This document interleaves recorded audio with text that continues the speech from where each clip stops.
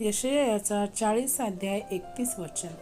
तरी परमेश्वराची आशा धरून राहणारे नवीन शक्ती संपादन करतील. ते गरुडाप्रमाणे पंखांनी वर उडतील.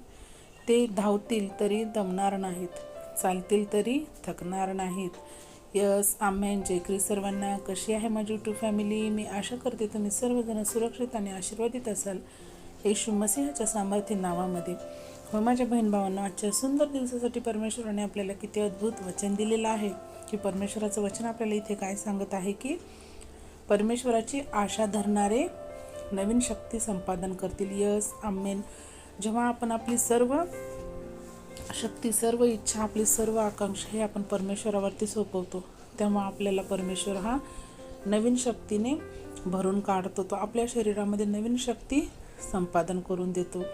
आणि जेव्हा आपल्या शरीरामध्ये नवीन शक्ती, नवीन ऊर्जा येते, तेव्हा आपण गरुडाप्रमाणे उडायला लागतो. गरुडाप्रमाणे पंखांनी वर उडतील म्हणलेलं आहे. पहा की जेव्हा आपल्याला नवीन शक्तीने परमेश्वर भरून काढणार आहे, तेव्हा आपण काय करणार आहोत? गरुडाप्रमाणे उंच आकाशात भरारी घेणार आहोत. ते धावतील तरी दमणार नाहीत. होय माझ्या प्रियांनो, आपण जेव्हा आपल्या जगिक जीवनाच्या कसल्याही परिस्थितीमध्ये आपण धावूया, अडचणीमध्ये जरी आपण सापडलो, कितीही आपल्या जीवनात दगदग असेल तरी आपण दमणार नाहीत आणि चालतील तरी थकणार नाहीत. पहा, आमेन. जेव्हा आपण आपल्या प्रत्येक कार्यामध्ये, धावपळीमध्ये आपण कितीही आपली दगदग होऊ द्या, पण परमेश्वराचं सामर्थ्य आपल्यावर तर असेल, आपल्यावर परमेश्वर नवीन शक्तीनं आपल्याला तर दिवस भरून काढत असतो, तर आपण काय करणार आहोत?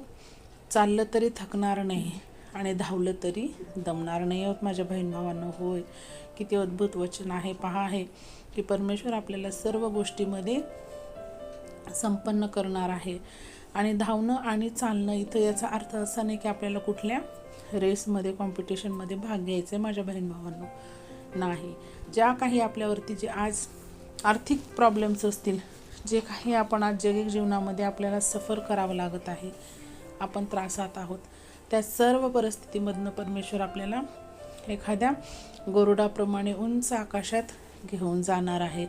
तो गरुडाप्रमाणे आपल्याला पंखाची ताकद देणार आहे. म्हणजेच काय, तर आपल्याला त्या आपल्या सर्व संकटातनं परमेश्वर आपल्याला अलगद बाहेर उचलून काढणार आहे माझ्या प्रियांनो.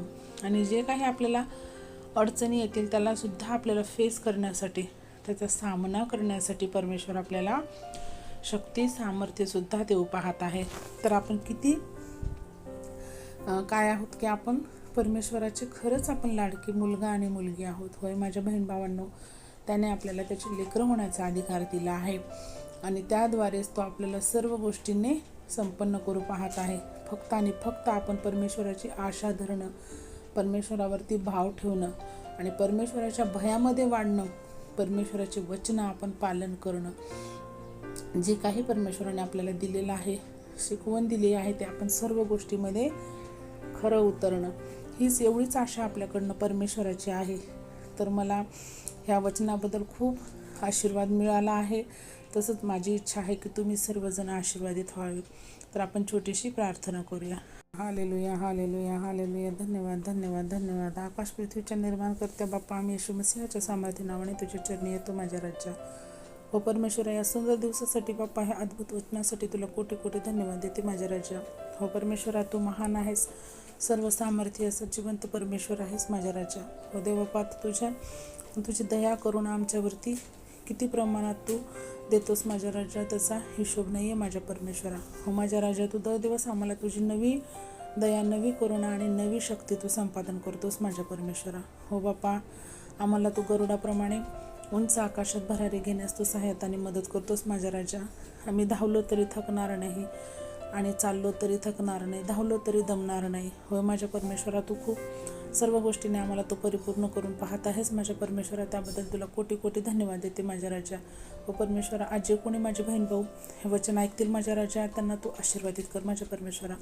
त्यांना ज्या काही परिस्थिती आहेत परमेश्वरा, त्यांची परिस्थिती नासरीत येशूच्या नावामध्ये बदलत आहे म्हणून मी घोषणा करते माझ्या परमेश्वरा.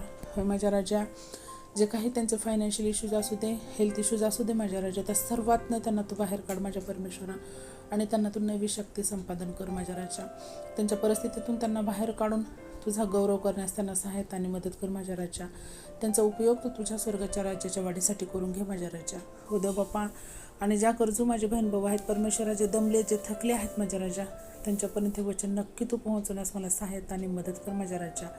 जेणेकरून जसे मी आशीर्वादित झाली आहे तसे माझा यूट्यूब परिवारसुद्धा आशीर्वादित होईल असा माझा विश्वास आहे माझ्या राजा. ती छोटीशी प्रार्थना मी धन्यता आणणाऱ्या प्रभू येशू ख्रिस्ताच्या प्रिय आणि गोड नावात केली म्हणून ऐका पित्या. आमेन. Praise the lord. शालोम. प्रभू येशू मसीहची शांती तुम्हा आम्हा सर्वांसोबत युगानुयुग असो, प्रभू येशूच्या दुसऱ्या आगमनापर्यंत. तर परत भेटूया अशाच एका अद्भुत वचनासोबत. तोपर्यंत सर्वांना जय Christ. Praise the lord. God bless you all and thank you so much.